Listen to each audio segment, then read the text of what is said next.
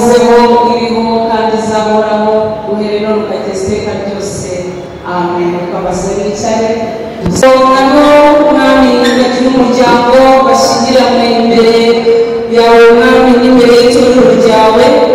N'uwa munsi rero mwami wageze twongeye kugaruka imbere yawe tugusaba kugira ngo ubane natwe ubutatu bwawe bwera bube muri twebwe, yaba mwami ari twebwe abashumba, abari buririmbe, abari gukora imirimo igiye itandukanye, kandi mwami n'umukwe n'umugeni turabasabira kugira ngo uhagarare nabo bagirire neza, kandi amasezerano bagiye kugirira imbere y'itorero ryawe n'imbere yawe mwami reka uyahamirishe umwuka wawe wera, kandi icyo dusaba kuruta ibindi ni uko mwami wazabaha kubana iteka Yesu. Amen. Tugiye gukomeza twakira abararema batambutse ubutumwa bari gukora rero.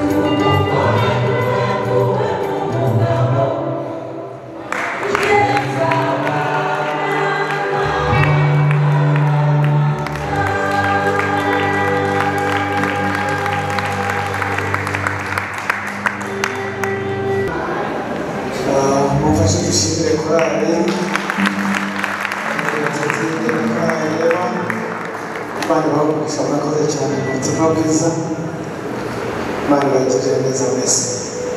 Uyu ni umwanya mwiza tugeze wo kwakirana mwumve kaze mu nzu y'Imana mwese, baba abakristo b'Paruwasi bayigereyemo, abashyitsi mwese mwumve kaze mu nzu y'Imana. Mwakoze umurimo mwiza, abana b'Imana, ababyeyi b'abavandimwe, natwe turabishimiye. Ndagira ngo nakire mu buryo bw'umwihariko, hano nkabonye ko utandukanya kuko mwese mu muryango umwe, umuryango wa Aline n'umuryango wa Claude, kandi mwese muri umuryango. Reka mbasabe muhagurukire hamwe aho muri kugira ngo dushime Imana. Icyo kimenyetso cyo guhaguruka barashimye. Amen. Père na Mare ufite umurimo ukomeye, barashimye. Mwakoze cyane gukora umurimo mwiza. Ndagira ngo saba mukwegomere bahaguruke. Claude na Aline muhaguruke dushime Imana ku bwanyu. Amashyi y'ingoma nyinshi cyane, amashyi y'ingoma nyinshi, ingoma nyinshi cyane, ingoma z'ababyeyi, amashyi cyane.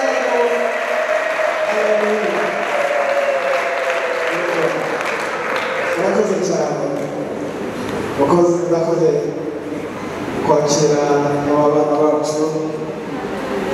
Aya magambo ngiye kuvuga ni ayanyu mwembi.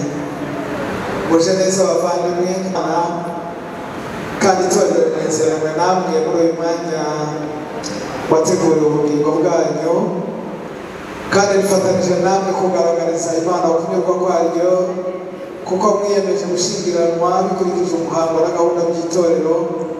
Ibyo kwitegura gushyingirwa kwanyu byaratunganijwe byose, kandi kugeza ubu nta kintu na kimwe cyabonetse kibasha kubabuza gushyingiranwa kwera. Ikitarabonetse kera none ntikizaboneka.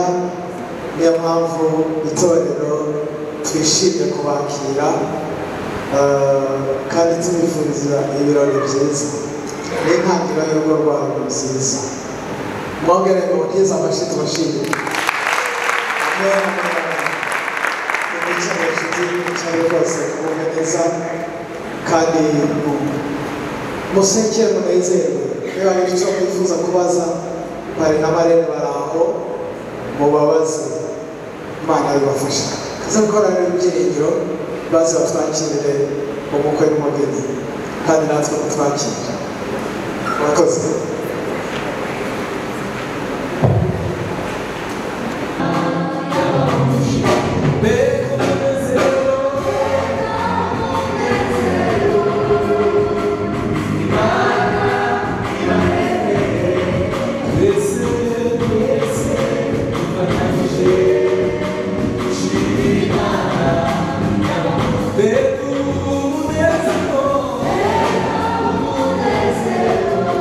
Imana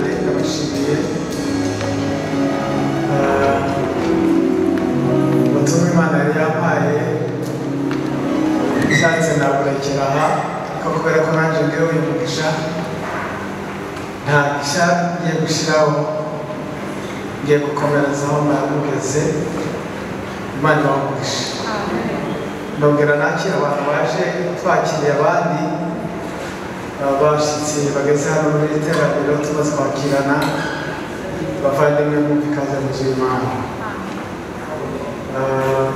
nkunda kubwira abantu tujya tubona insengero zimwe bavuga ngo hariya kwande ukagera mu rusengero rw'umuntu uru ntabwo ari urusengero rw'umuntu haleluya uru ntabwo ari urusengero rwa pasitori pasitori ni umwe nawe ni umugenzi kimwe nawe ariko ni urusengero rw'Imana niba ugeze mu rusengero umva kuri iwawe ndimo ndabakira ngo mwumve ko muri iwanyu haleluya itorero rinezerana namwe kubakira mwiyumve ko muri iwanyu ariko nongere kandi nakira ababyeyi ba Claude ababyeyi ba Aline barushe muhaguruke nta muntu ubarusha agaciro muri iri teraniro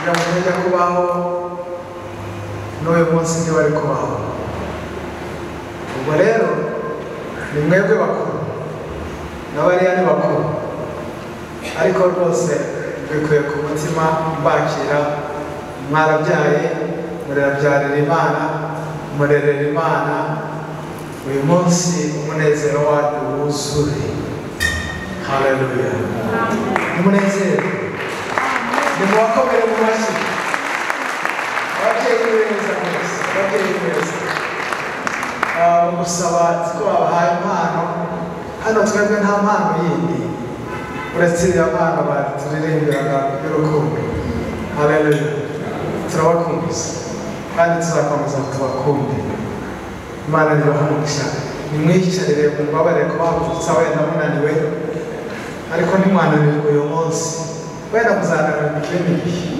ariko umunezero ntubemerere ko munanirwa nta kintu cyiza kibaho nko kubona umwana akura ukamushingira akabyara ukabona umwuzukuru ni byiza ukabona abuzukuruza ni byiza cyane reka dusome ijambo ry'Imana ngiye gusoma ririya jambo abaririmbyi baririmbaga nacyo n'Imana yampaye ngiye gusoma mu rwandiko rwa mbere Pawulo yandikiye Abanyakorino igice cya 12 ndahera ku murongo wa nyuma w'icyo gice ukomeza igice cya 13 umurongo wa mbere ngere ku wa 10 Abanyakorino rwandiko rwa mbere Pawulo yandikiye Abakorino igice cya 12 umurongo wa 31 nkomeze ngere ku cya 13 umurongo wa mbere ugera ku wa 10 uvuga ijambo ry'Imana rivuga ariko nimwifuze cyane impano ziruta izindi nyamara dore ndabereka inzira irushaho kuba nziza ndasubira muri uwo murongo ni mukuru ariko nimwifuze cyane impano ziruta izindi nyamara dore ndabereka inzira irushaho kuba nziza nubwo navuga indimi z'abantu n'iz'abamarayika ariko singira urukundo mpindutse nk'umuringa uvuga cyangwa icyuma kirenga kandi nubwo nagira impano yo guhanura kamenya ibihishwe byose n'ubwenge bwose kandi nubwo nagira kwizera kose nkabasha gukuraho imisozi ariko singira urukundo ntacyo mbandicyo kandi nubwo natanga ibyanjye byose ngo ngaburire abakene ndetse nkitanga ubwanjye ngo mbikwe ariko singira urukundo ntacyo byamarira urukundo rurihangana rukagira neza urukundo ntirugira ishyari urukundo ntirwirarira ntirwihimbaza ntirukora igiteye isoni ntirushaka ibyarwo ntiruhutiraho ntirutekereze ikibi ku bantu ntirwishimira gukiranirwa kw'abandi ahubwo rwishimira ukuri rubabarira byose rwizera byose rwiringira byose rwihanganira byose urukundo ntabwo ruzashira guhanura kuzarangizwa no kubwiza indimi kuzagira iherezo ubwenge nabwo buzakurwaho kuko tumenyaho igice kandi tugahanuraho igice ariko ubwo igishyitse rwose kizasohora bya bindi bidashyitse bizakurwaho. Haleluya. Mbega ijambo rikomeye. Abakristo b'i Korinto ntaho batandukaniye n'abantu baba muri iki gihe cya none. Bakundaga ibintu mu maso habo hagaragara ko aribyo byuzuye, ibintu by'ubuhanuzi, ibintu byo kuvuga mu zindi ndimi batazi badasobanukiwe, izo twita indimi Pawulo agera n'aho azita ngo ni indimi zo mu ijuru, ibintu bivibura, ibintu bikubita, ibintu bigaragarira abantu. Si indimi, si biriya byose by'impano, inzira irushaho kuba nziza n'iyi ni urukundo. Amen. Ni urukundo. Imana wenda uribaza ndetse kubera iki gice pastor akizanye uyu munsi n'ejo mu bihe bisanzwe n'ubukwe n'ibihe bisanzwe by'itorero kandi si iby'umuryango gusa. Imana ireba ushingiranwa k'uburyo bwo kwagura itorero. Twebwe tujya tureba ushingiranwa tukakureba nk'uburyo bwa Claude na Aline. Imana ifite kureba, ireba gushingiranwa mu buryo bwagutse cyane, ikareba abana bayo beza yaremye Claude na Aline, ikarezerwa kuruta uko ababyeyi banezerewe no kuruta wowe nanjye. Imana niyo yishimye kuruta turusha twese. Ijuru riranezerewe kubera Claude na Aline uyu munsi ku mpamvu nyinshi cyane. Imwe mu mpamvu ni uko ari Imana yabaremye, iravuga ngo bizagende gutya, ariko bigenda nyine. Ariko kandi iyindi mpamvu ni uko gushingiranwa, uburyo Imana ikureba ikubona mu buryo bwo gukura, bwo gukuza itorero, kandi itorero Kristo yararipfiriye. Itorero Kristo yararipfiriye, itorero Kristo kandi n'iby'igikundiro ni byiza pe. Mu yandi magambo icyo nshaka kuvuga ni uko gushingiranwa Imana ikubona nk'itorero, nka kiliziya. Ririya ni itorero muri Imana, muri bariya. Nigeze kubaza abageni ndetse muzi impamvu mwambara biriya myenda Aline yambaye? Nta n'ibyo baba bazi, bambara neza gusa by'umurimbo. Aline ntabwo ari we ugiye kugaragaza mu bikubaza, ntabwo ari we wabitangiye, ntabwo ari we rwose marembo, ntabwo ari we wamwambitse imbere, nabo bose barabyambaye. Abagiriwe umugisha wo kuba abasirikare. Ariko muri icyo bishaka kuvuga ni iki? Iriya myenda yari ukw'ingano, cyangwa mwebwe bagenze mukagera kure kundusha, wenda mwabonye abashingiranwa bambaye umukara, ibyo mwarabonye.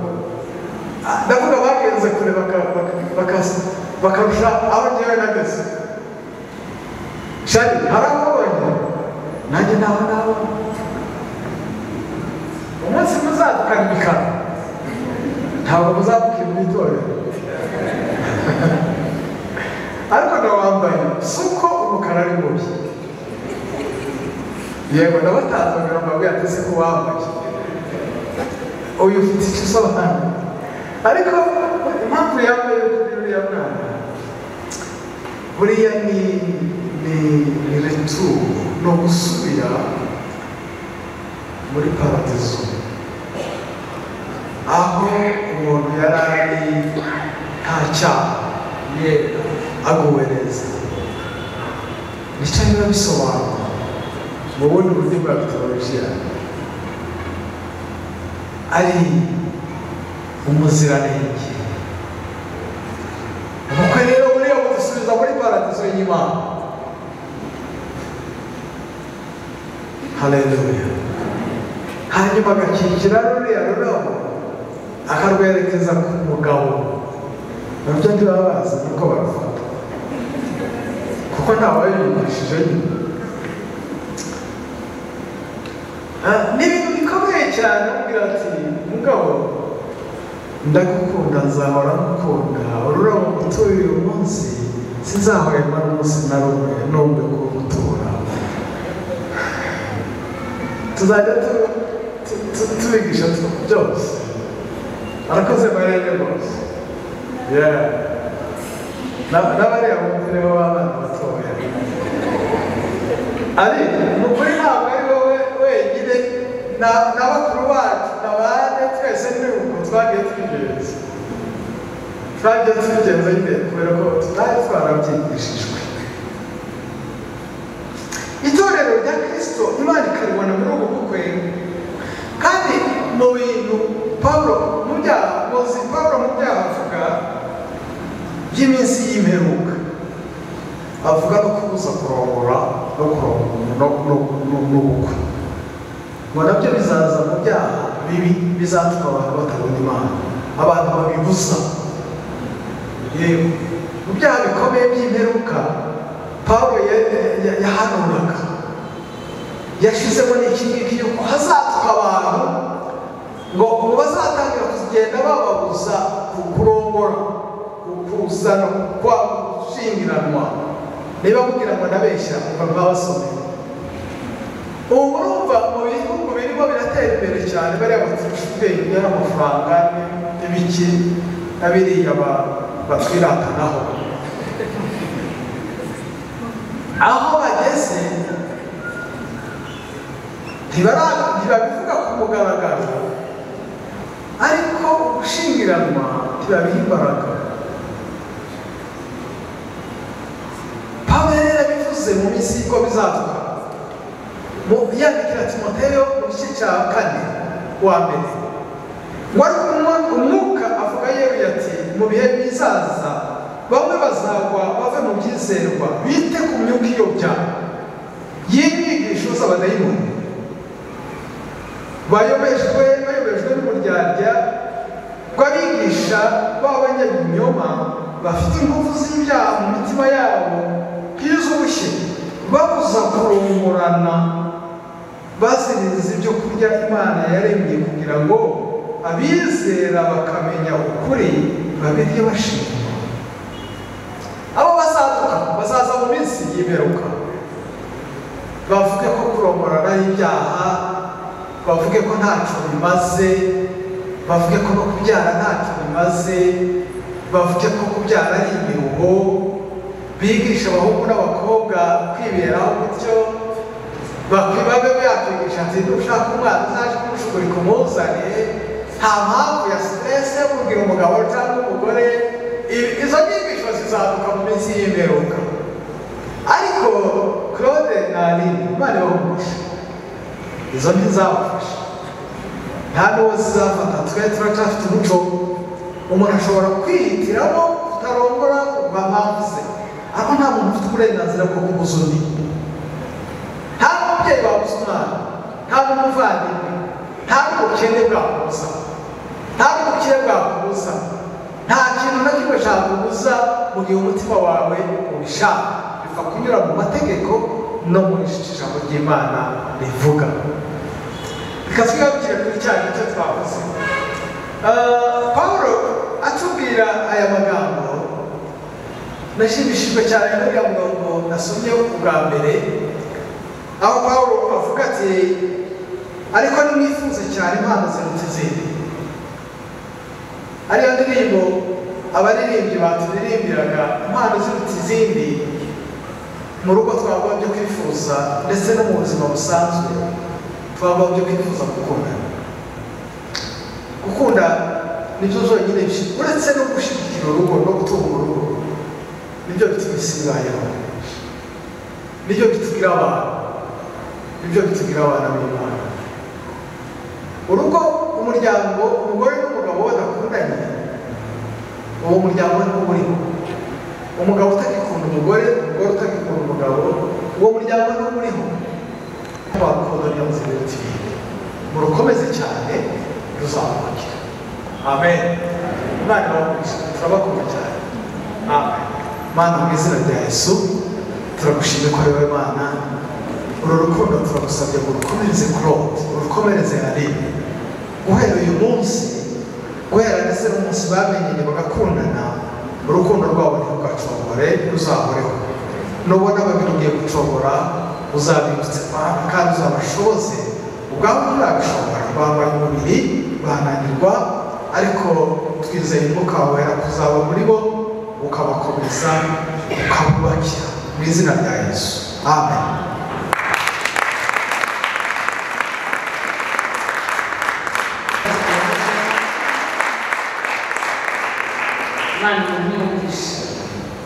Ndagira ngo mbere ko twinjira mu kindi gice cy'amasezerano n'inshingano, nsabe abantu bafite izi modoka zifite purake zikurikira RAI 887D, yasohoka agatanga inzira n'umuntu ufite imodoka ifite purake na Aline bakurikije.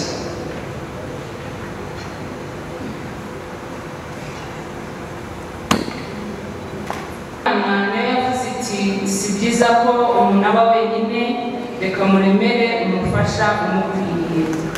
Muri ubwo kuba umwe k'umugabo n'umugore, Imana ihamya umubano nyakuri ugomba kuboneka hagati y'umugabo n'umugore, buri wese akabonera mu bo bafatanyije urukundo no kwiringira, gufashanya no kunyurwa nk'uko Imana ishaka, haba mu byiza cyangwa se mu makuba. Nicyo gituma umuntu azasiga se na nyina akabana n'uwo bashakanye akaramata, bombi bakaba umubiri umwe. Kandi n'umwami wacu yongera kubivuga ati, nuko icyo Imana yateranirije hamwe umuntu ntakagitandukanye. Intumwa Pawulo yita uko gufatanywa ubwiru bukomeye, bituma uko gufatanywa akugereranya n'ubumwe bwa Kristo n'itorero rye. Nuko rero ubwo gushyingiranwa byashyizweho n'Imana, ntihakagire ubikora bikinisha, ahubwo bijye bikorwa mu kwizera no kunyurwa nk'uko Imana ishaka. Ubwo nibwo Imana ubwayo izafasha abashyingiranywe mu kubana kwabo. Mukwe nawe mugeni, kugira ngo gushyingiranwa kwanyu kumere nk'uko Imana ishaka, mukwiriye kumenya impamvu yatumye Imana ishyiraho gushyingiranwa kwera. Impamvu ya mbere ni uko umugabo n'umugore bombi bagomba gufatanya mu rukundo rw'ukuri kandi biringiranye mu bintu byose byerekeye ubugingo bushira n'ubuzahoraho. Impamvu ya kabiri ni uko umugabo n'umugore bombi bagomba kubakira hamwe urugo rwabo, bagahabwa umugisha n'Imana yavuze iti, mugwire mwororoke, kandi urugo rwabo bakaruyobora mu bunyurwe, mu kubaha Imana no gukomeza itorero ryayo. Impamvu ya gatatu ni ukugira ngo umugabo n'umugore bombi bagire umubano umwe rukumbi kandi utadohoka nk'uko Imana ishaka. Ntibikwiriye gutana cyangwa kwahukana, cyangwa gushaka abagore benshi cyangwa abagabo benshi, kugira ngo imibiri yanyu ariyo nsengero z'umwuka wera itangizwa, ahubwo ngo Imana ihimbarijwe imibiri yanyu.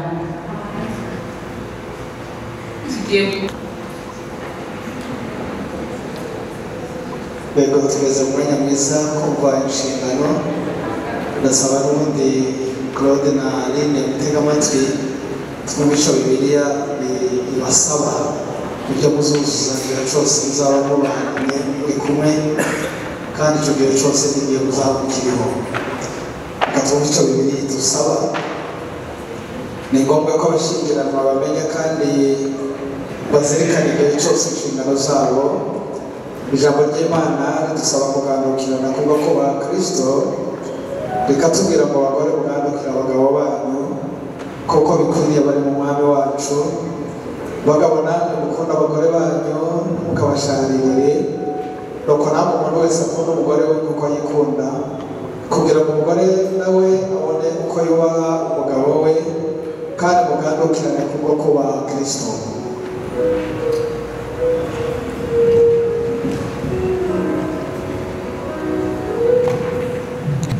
Claude Wiragiye, uzakunde umugore wawe umubyeyi Aline, kuko Kristo yakunze itorero rye akaba yararyitangiye, niko nawe uzitangira umugore wawe. Uzamukorera utizirikana ubwawe, kandi uzamurinda igihe cyose ujye uhora uharanira kumutunganira, kandi ntugatekereze na rimwe kumwirukana, ahubwo mujye mugirana inama hamwe mu bibe bibakomereye kandi muyigirane mu rukundo. Ntuzamuharike, kuko Imana yaremye umugabo umwe n'umugore umwe kugira ngo abe ari bo bombi babana bakaba umubiri umwe. Ntukagirane agakungu n'uwo ari we wese, yaba igitsina gore cyangwa igitsina gabo. Ujye ukorana ubushishozi kugira ngo ubone icyo utungisha urugo rwanyu. Wowe umubyeyi Aline, ujye uhora uzirikana ko Imana ubwayo ari yashimye ko uba urugingo rw'umugabo wawe Wiragiye Claude, kuko itorero rihambiriye kuri Kristo rikamugandukira rikamubaha. Uko niko nawe uzakunda umugabo wawe, ujye uhora uharanira kumutunganira, kandi ntugatekereze na rimwe kumureka cyangwa kwahukana, ahubwo mujye mugirana inama hamwe yibakomereye, kandi inama muyigirane mu rukundo. Ntukemerere umugabo wawe kwikuzaniraho undi mugore, kuko Imana yaremye umugabo umwe n'umugore umwe kugira ngo abe ari bombi babana bakaba umubiri umwe. Mwebwe mwembi mujye muhora mukundana, haba mu bukene cyangwa mu bukire, murwaye cyangwa muri bazima, mukiri bato cyangwa mugeze mu zabukuru. Urukundo rwanyu mururinde. Mujye muhora muzirikana ko muri abaragwa b'iby'ubwami bw'Imana, kubw'ibyo mujye muhugurana mwuzuzanya mu bitunganye byose. Buri wese azirikane mugenzi we aho ari hose, amuzirikane mu bandi, amuzirikane mu bategetsi no mu itorero. Mujye mubana mufite ubwenge n'urukundo, kandi ntimukarakaranye, kugira ngo amasengesho musengera hamwe atagira inzitizi. Murakoze cyane, reka musabe muri mutambuke imbere, bari n'abaremye babafasha ku rutare maze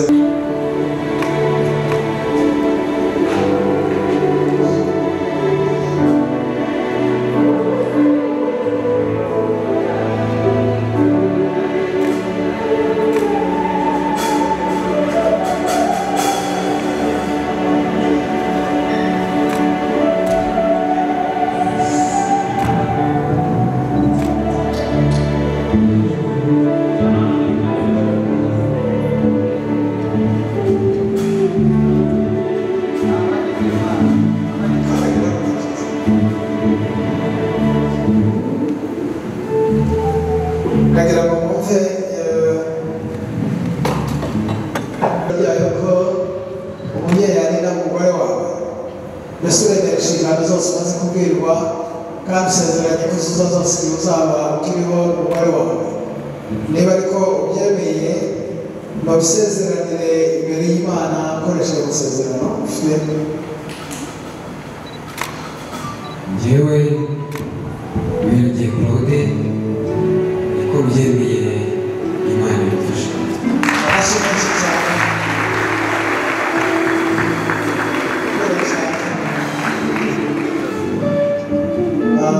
Nawe umubyeyi Aline,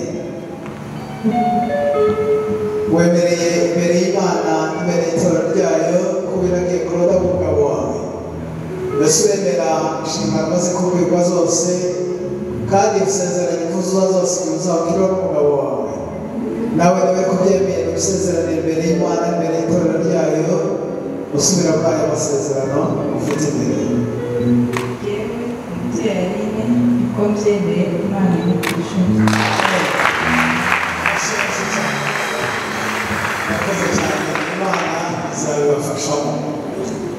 Imana niyo kwizerwa, buri wese muri mwebwe izamufasha.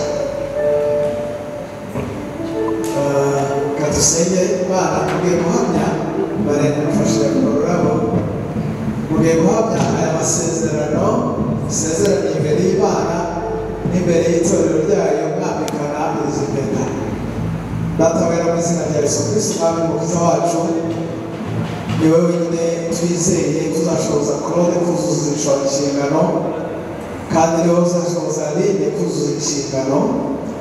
Ni abantu ariko n'abana bawe, uzabashoboze n'ibibabwira uzabibutse, kandi data twese uri mu ijuru urukundo bagiye guhamya bambikana izi mpeta bamaze kurahira imbere yawe imbere y'itorero, ubafashe ikimenyetso bagiye kwambikana cy'urukundo.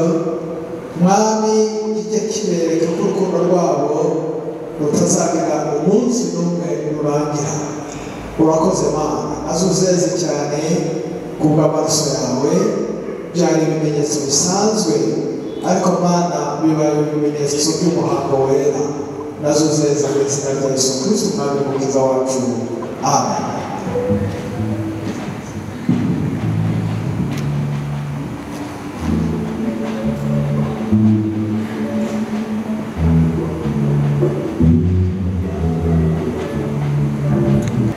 Urukundo rutazarangira mu rutoki kwambikaho Aline.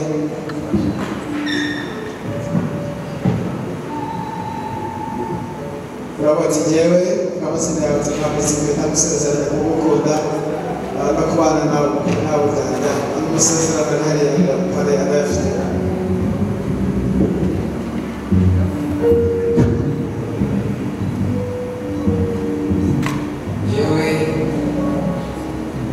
Birege Claude mwambitse iyi mpeta musezeranya gukunda no kubana nawe mu kuri.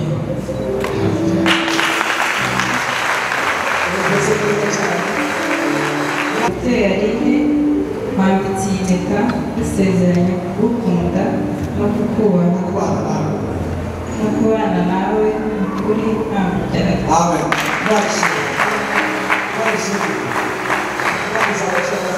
Umukiza wacu ugira neza cyane, kandi wera tugushimiye Claude, tugushimiye Aline, abo waremye ukabaremera ubwiza bwawe, wabahaye gukura uyu munsi. Urabashimiye kugira ngo Claude abe umugabo wa Aline, Aline abe umugore wa Claude. Mana turabasabira umugisha wuzuye, umugisha utagabanyije. Turabasabira amahoro, turabasabira ubuzima bwiza, turabasabira imitungo, turabasabira guhirwa no gutunganirwa, turabasabira kubyara no guheka no kugira abana b'umugisha. Turabasabira Mwami Imana umugisha uva mu ijuru uzamanike ubabeho. Buri munsi ubateranyije kuba umugabo n'umugore, byakabiri ikintu na kimwe cyabasha kubatandukanya iminsi yawe yose yo kubaho. Mana ubahe amahoro n'aho baba n'aho batura n'imirimo yabo yose uyagure, n'uyu muryango uwagure. Mana bahe umugisha wawe, uratunganye kandi wera.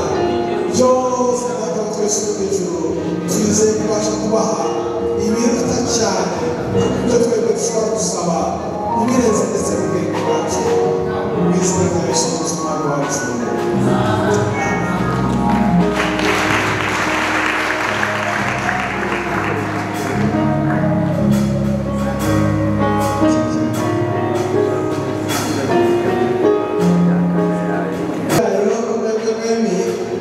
Imana yateranije ko umugabo n'umugore, kandi ubwo bibasomeye ko nta muntu n'umwe wabasha gutandukanya ab'Imana bafatanyije hamwe.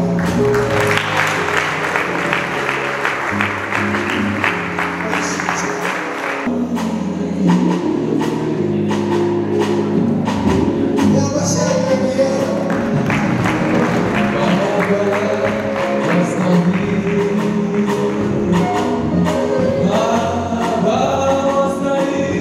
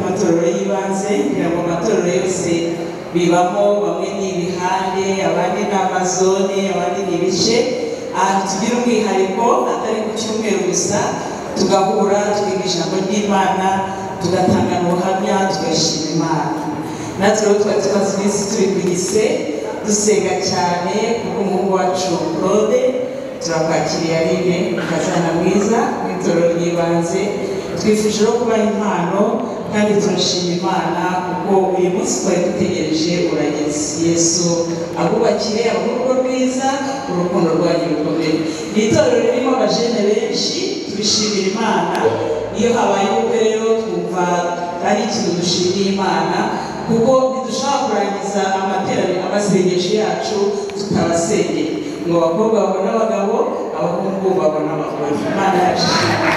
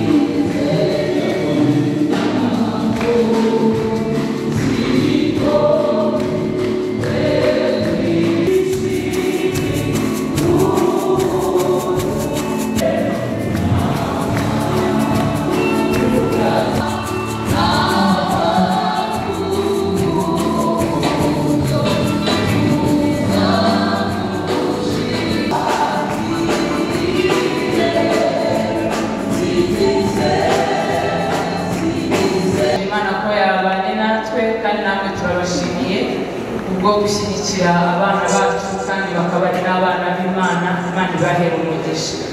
Rero mbere yuko nsenga nasaba umugisha ndagira ngo babwire ko turi gusohoke, abashumba barabanza, abageni badukurikire, umukwe n'umugeni badukurikire, n'abandi nibwo muraboneraho gusohoka. Reka mbasenge igire ijuru, dushimire Imana, dusabe n'umugisha. Mana turagushimiye, tugushimiye ko isezerano ryawe ridahinduka, kandi Mwami dukomeje kugushimira yuko abakwiringiye bakamenya izina ryawe, Mwami wafashe imigisha yose ijambo ryawe ritubwira wishyira muri Kristo Yesu, uramuduha. Niyo mpamvu Mwami abamwemeye bakizera izina rye, Uwiteka ubaha imigisha y'uburyo bwose. Twongeye kugushimira ko ukomeje kwagura itorero ryawe nk'uko wabitubwiye mu ijambo ryawe. Mwami icyubahiro cyongere kikugarukire, kandi twongeye kugushimira yuko imvugo yawe ari ihame. Mwami ushimiye ko ari wowe ushyingira kandi ari wowe watangiza iki gikorwa, ari nawe ukomeje gukomeza iri sezerano, icyubahiro kibi cyawe. Rero tugushimiye ko wabanye natwe, ni ukuri Mwami turakwishimiye, imitima yacu irakunezerewe. N'ubundi dukomeje gushyira umukwe n'umugeni mu biganza kugira ngo ukomeze, mu biganza byawe ukomeze ubane nabo.